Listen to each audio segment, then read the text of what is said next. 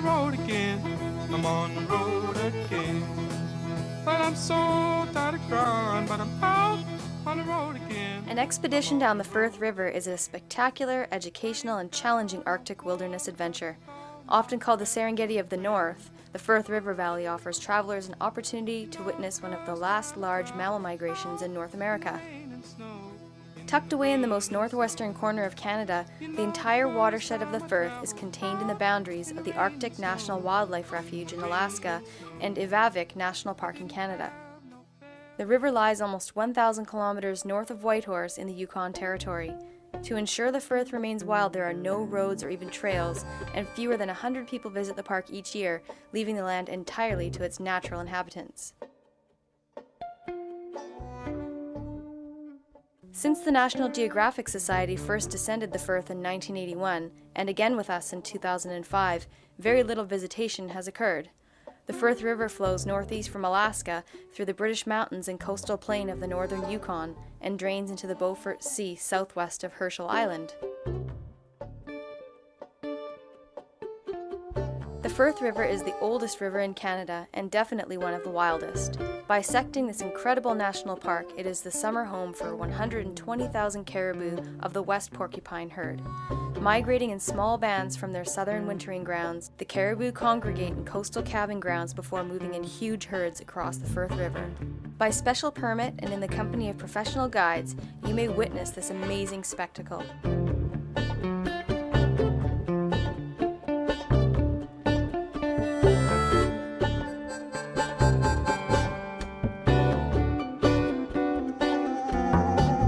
This part of the country is probably the most productive wildlife area in Canada's Arctic. Within the northern tree line zone, stunted white spruce and dwarf poplar of the boreal forest melt into the vast expanse of the Arctic tundra. With this variety of geoclimatic zones come the associated wilderness icons such as barrenland grizzly, wolf, wolverine, Dall sheep, Arctic fox, and muskox.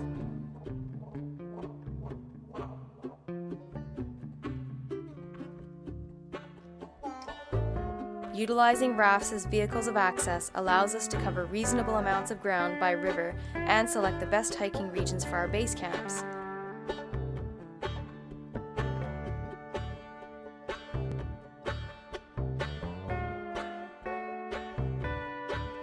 The Firth corridor features barren mountain slopes and ridges that are accessible from our riverside camps. Easily gained peaks afford excellent views of the river valley and British mountains and offer views of the Beaufort coast. At this latitude, above the Arctic Circle, the sun does not set in the summer months and allows us endless opportunities for hikes, photography, and fishing. The Firth is a relatively small volume river winding its way gracefully towards the coast. The river features many lively Class 3 and small Class 4 rapids with technical ledges and chutes.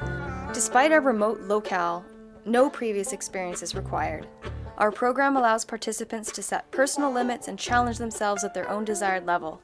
Your guides will teach safe rafting practices on the first day. Over the period of the trip, you will refine your technique and begin to feel like a seasoned paddler. If you are already an accomplished rafter, the Firth is a trip you do not want to miss. This terrain remained unglaciated during the last major ice age. The erosion by wind and water has smoothed the British mountains, giving the landscape an almost surreal quality. The softly sculptured, gentle slopes and ancient, symmetrical valleys have changed with monumental slowness.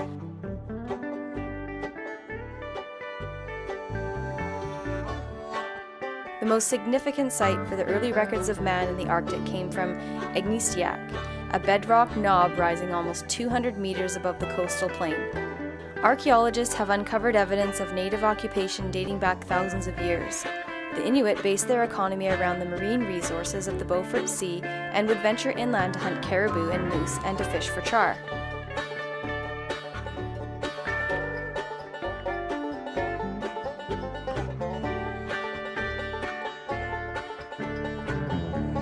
Robert Service said, "There are strange things done in the midnight sun.